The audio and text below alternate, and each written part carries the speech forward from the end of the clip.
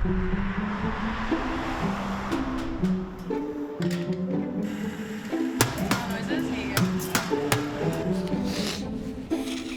despise sounds. Like, I am infuriated by the sound of other people being alive, which is crazy because at my show, that is the only thing you can hear.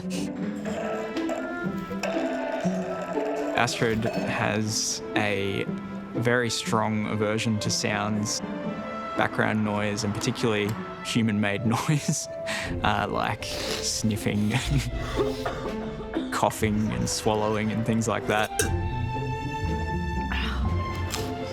I don't fully understand it, but she has sort of that double-edged relationship with noise. My favourite sound is people at pub choir.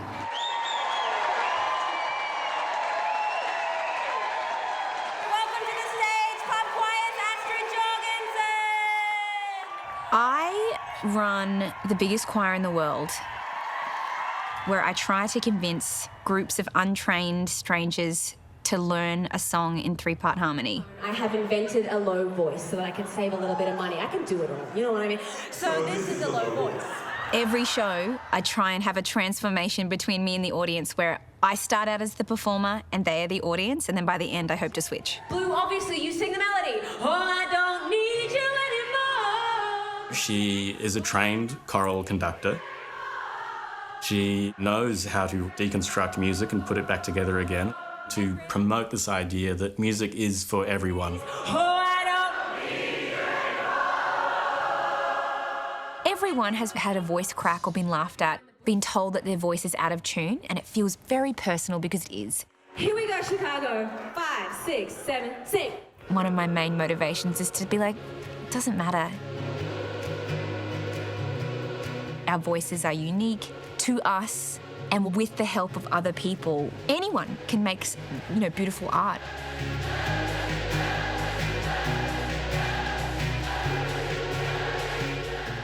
She's an original. She's one of a kind. Inspiring joy and enthusiasm in people is not an easy task. Communicating why it feels good to sing all together, that's a real gift.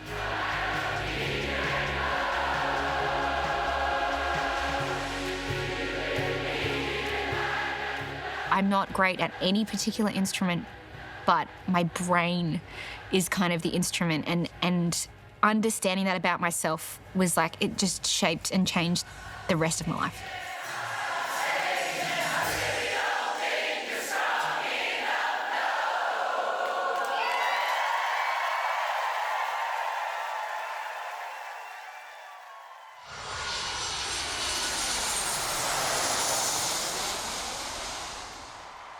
I have been running pub choir for 8 years. Hello. It has led me to so many unexpected places, so many unexpected big interactions. So who are you? My name's Astrid. I'm 34 years old. And Very recently, I auditioned for America's Got Talent. It was broadcast while we were on tour in the US. We actually watched it in a laundry of a hotel. It was the only TV that we could get to work. you are the act. You try. And since my audition has aired, they posted it online, and over 70 million people have watched this audition. Here comes the bird. That's an unfathomable number. Here we go. From watching my sister sit in her bedroom listening to the Spice Girls to then seeing a clip of her on a stage with the Spice Girl giving an opinion about my sister's performance. Yeah, I mean, what world does that happen? This is your audition, not their audition. You know what I mean? I think what you did was really smart. And I've started to get quite a lot of interest from people around the world, and even a little bit in Australia, as if this was a miraculous thing that happened. I'm happy for people to think that, but I would prefer that they see that it was something that was built up to. She's worked very, very hard for it, and I think she deserves all of the success that she has. But she's had an unusual relationship with music in that she both loved and hated it at times throughout her life.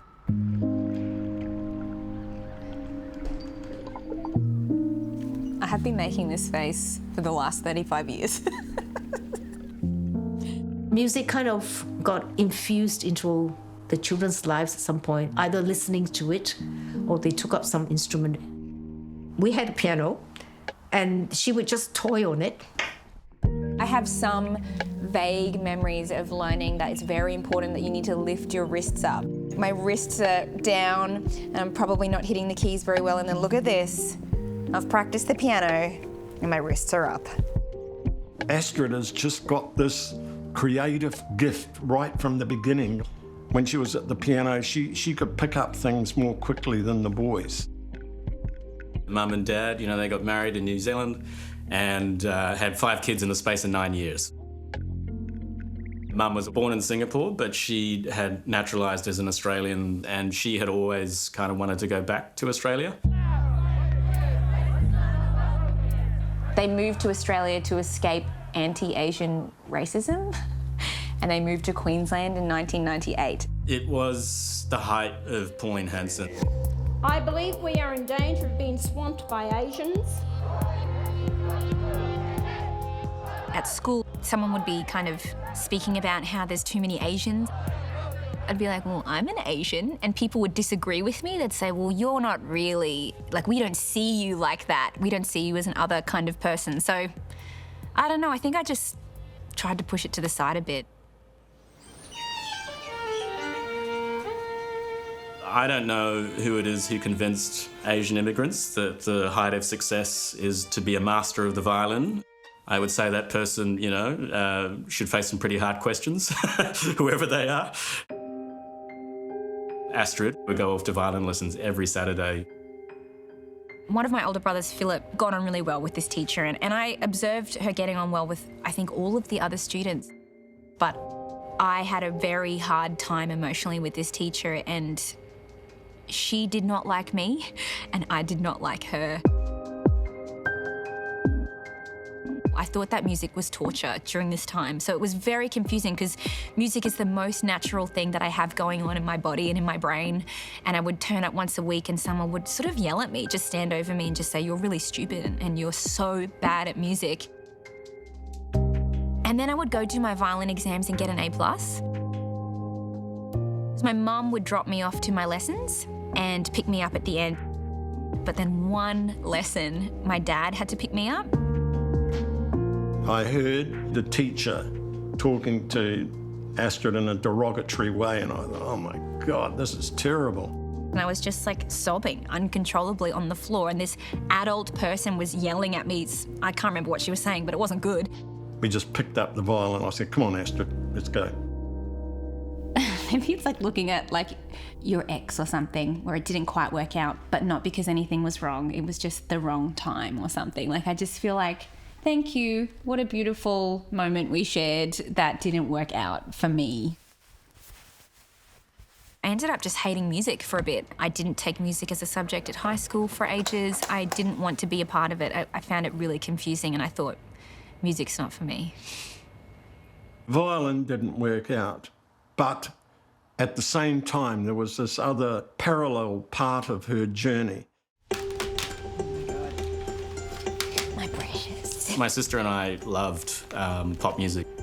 So I used to lay out all of my CDs on my bedspread like little treasures and just go through them almost like stock take every night. She would sit in her room and have the stereo going, listening to B105, Hot 30 Countdown with Kyle and Jackie O. Ooh. Astrid's schmozzle. One night I decided to call up when they invited listeners to call up and rate a song. And I said something stupid, and then 10 seconds later I was off air and they offered to send me a free CD. And I didn't have money to buy CDs, but I was obsessed with music, so I wanted more CDs. It was a childhood of crime, if I'm being honest. And it worked for a little while, but I had called the radio so much that they started to remember my name, and then the producer was like, you can't call anymore. You have too many CDs. You're hogging the CDs. And I was like, this is my only CD pipeline.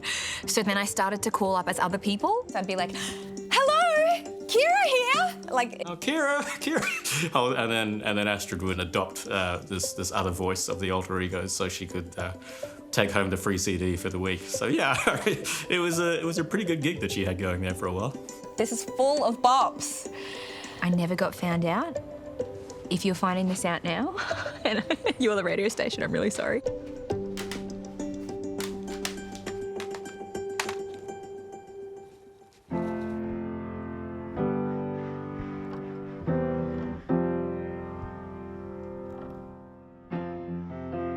I was the youngest student at my whole school by a year. I just felt little and small and insignificant when I got to high school. When I watched the talent contest at school, I saw how that was a pathway to be seen. That was a way to exist in the minds of others. I guess it's not nice feeling lonely. So I just thought, I'll enter the next heat. I had all of my favourite song lyrics out on my wall in my bedroom, and I just looked at the walls looking for the one that stood out to me. And 1,000 Miles, as soon as I saw it, I was like, that's how I'm going to win friends and influence people.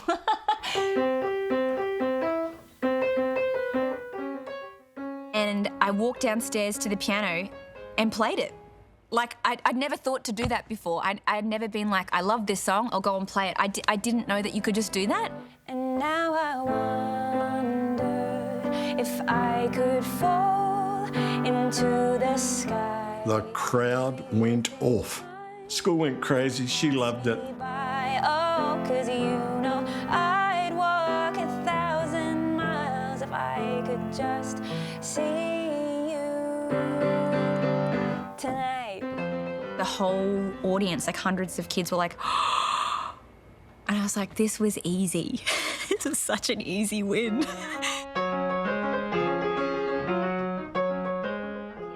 And so, yeah, that sort of clicked a little something in my brain where I'm like, music is such an easy way to connect with people.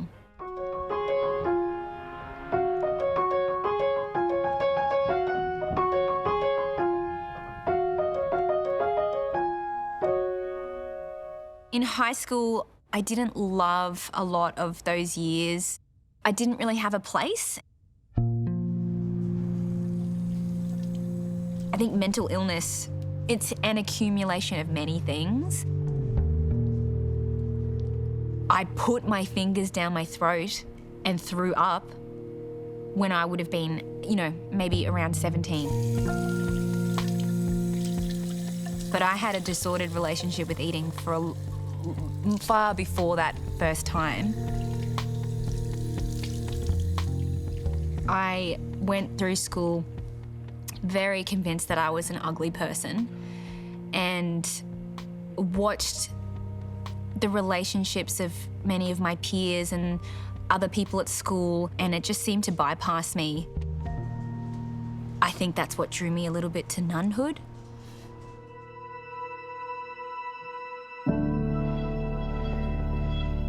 I wanted some peace and quiet. I loved the idea of not having to pick your outfits.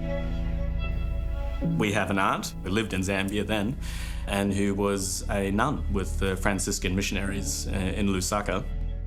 That's my aunt up the top right, actually, Sister Jacinta, and you can already see that Astrid's already trying to cosplay as a nun here.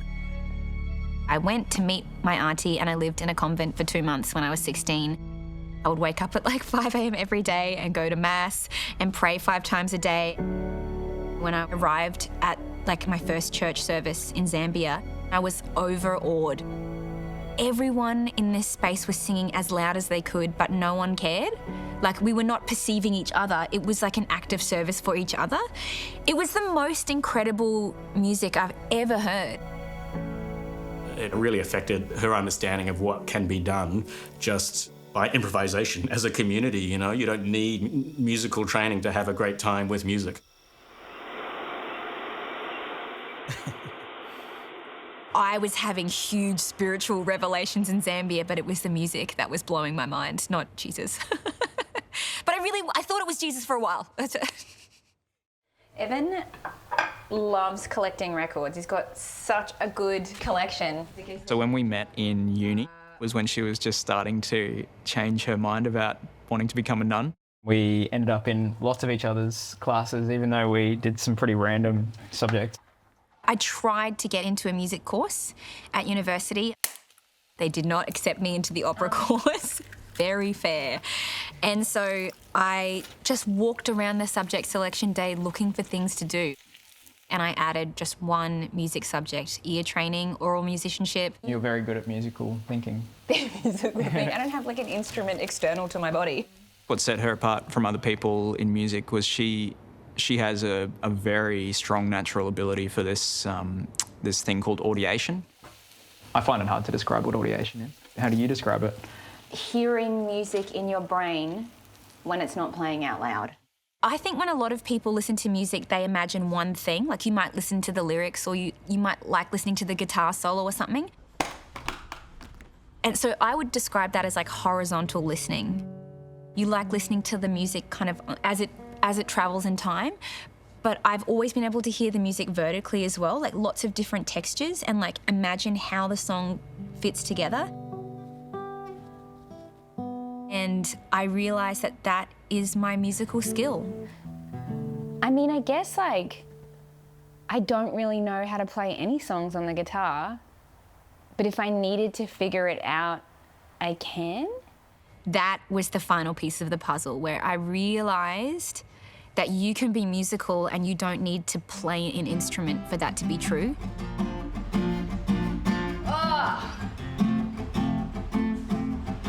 We both graduated uni with a Bachelor of Arts and realised that that is not actually a career pathway specifically for anything.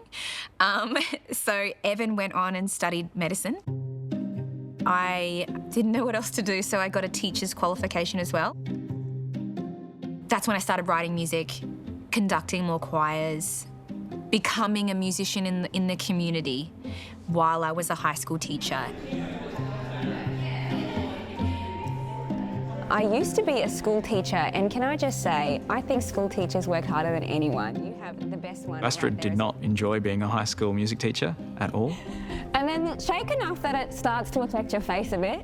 It was the most awful job for me. I hated every second of it and every element of it. Use your face up. I respond to energy. With children and teenagers, even if it's the best day of their life, they will never communicate that with their face. You'll never have. I was just becoming crazy and then feeling stupid at the end of every day. I was like, I have got to find a better way to channel this huge bubble of anxious energy in a way that people want. I suggested that she might consider being an air traffic controller. Try it and sing. She passed all of the aptitude testing and all of the other tests that were required. Are you ready to learn a crazy harmony? I was invited to an in-person interview as the final step. It had been going for months and months. And that same week, I got this email from a school in Townsville. I thought about in my head. They wanted to make every single student at the school sing in a compulsory choir. Sit on the edge of your chair because you love choir. I cancelled my air traffic control meeting. And then when you get to the chorus, boom, bring it. I stood on the stage at the school assembly. I'd never done it before, but I just knew how to get 500 kids singing. If you wanna go somewhere, you better wake up and pay attention. And I realised that that's the version of music I had been looking for all along. The non-competitive, big, welcoming, experiential version of music. And that was the direct precursor to pub choir.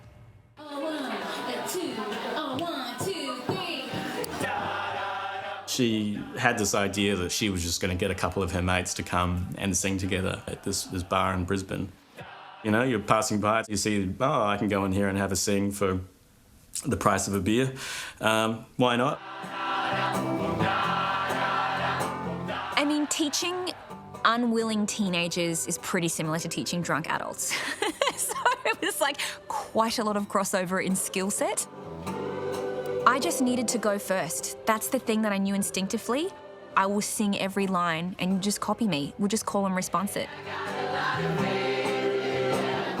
I got this call being like, hey, can you come film this gig? I thought it might be karaoke or something like that. And then it was like, oh, the audience are the ones singing. Elvira and I went along, we all received a little piece of paper and the place was packed. She just stood up the front and taught this stuff from a lyric sheet in 3 parts. I was so nervous before the show. And then the second that it started, I just knew what to do and say. She is taking existing popular songs, deconstructing them by listening to them hundreds and hundreds of times, finding ways to rearrange them, and then present it to a crowd. It was something that people hadn't really seen before. And it was kind of magical seeing like 3-part harmony actually come together. I felt something really different, like in my heart. I'm like, something has changed. My life has changed. I don't know how, but this is different now that I've done pub choir. I remember getting a message being like, hey, this has gone really well. Like the video is really big. Let's do it again. Pub choir is the smallest crew of people, and for at least the first 2 years, I did everything off stage myself.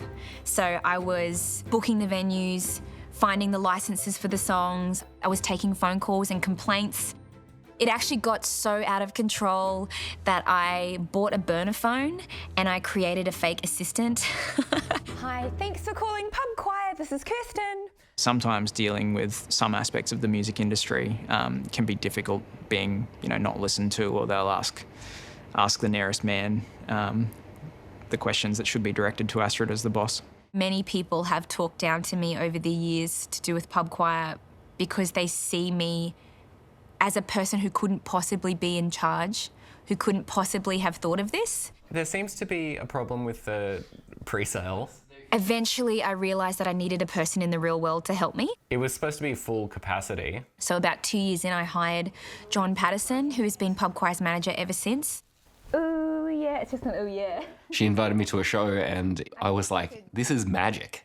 Like she's casting a spell. Like she's using her hands and casting a spell on the audience. I was like, I'll do the work. But yeah, you're in charge.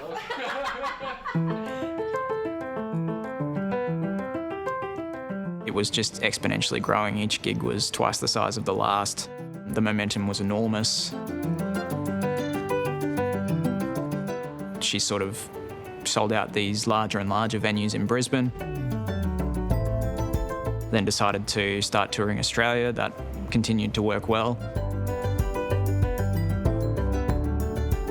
And then got booked for South by Southwest in Austin, Texas, which is this huge, world-famous, amazing festival.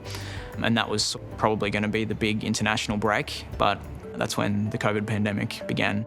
Heightened states of emergency across the nation. California shutting down bars and wineries and asking those 6... We were in San Francisco when a mandate came through that no one could go out. Aussies are being urged to board planes and head for home. And then so we just had to pack up and go to the airport. 20,000 tickets disappeared overnight. The federal government banning non-essential indoor gatherings. It was a terrible time to be a live musician.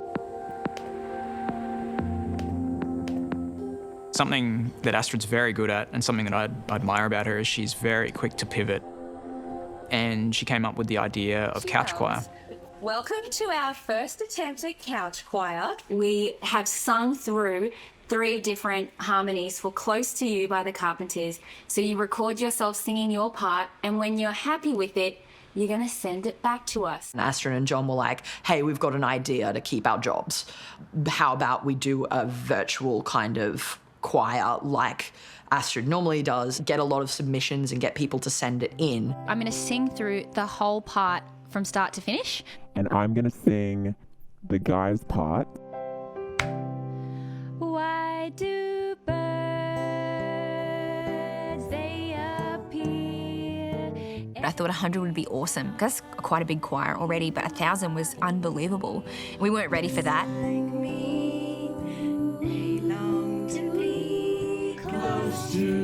We'd never done it before. No one told us how. There was no app. We just figured it out in real time because we cared and we were motivated.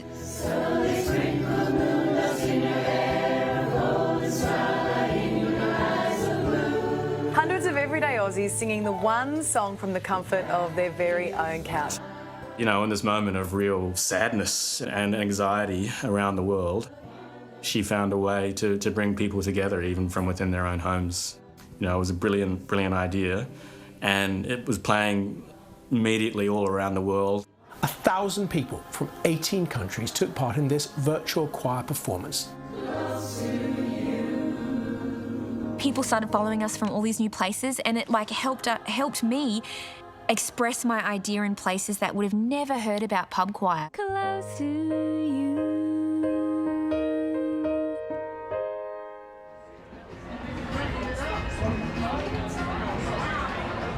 I've done the sound check. People are starting to arrive. I think we have our first show in 2 years. It's wild. It was so hard to get people to buy tickets once the COVID restrictions lifted. I cannot believe I have so many goosebumps. It is amazing to see you.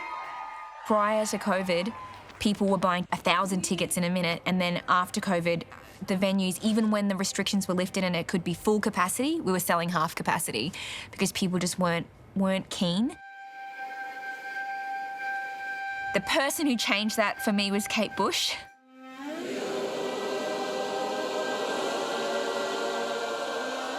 I wrote a beautiful string arrangement, and everything just worked that night quite well. And when the video came out, Kate Bush shared it.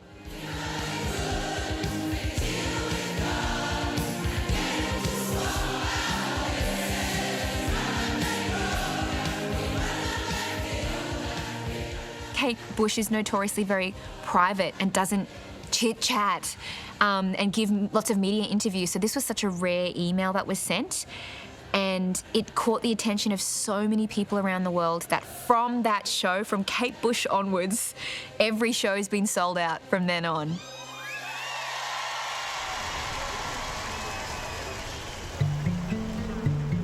Choirs are a very old idea, but it seems to have, struck a chord with people. I had 5,000 people the other day in Sydney and in Melbourne, and there'll be 7,000 at Christmas in Brisbane. And there were 10,000 people in America who came to shows. I keep thinking to myself, like, I wonder if I'm like a fraud. Do people know that this is a choir lesson? 2 minutes, 2 minutes, 2 minutes. Stephen and I pinch ourselves.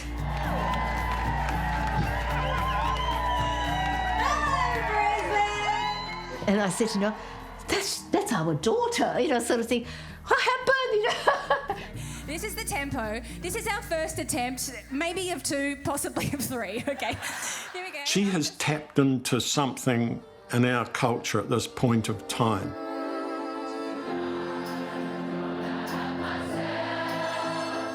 It's not just going and listening, it's wanting to be a participant. It's about togetherness, and it's about an experience that can only happen in a real life space with human beings in a room together.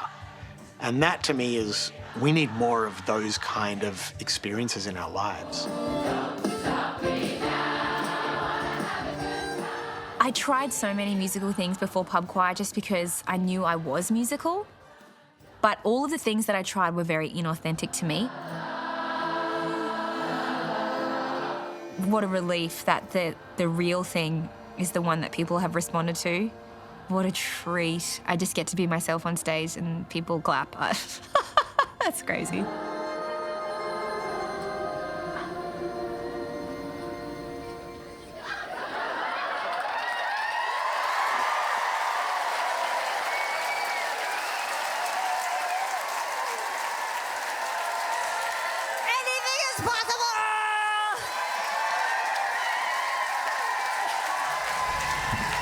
Yay! Oh my God! Well done. That was hectic.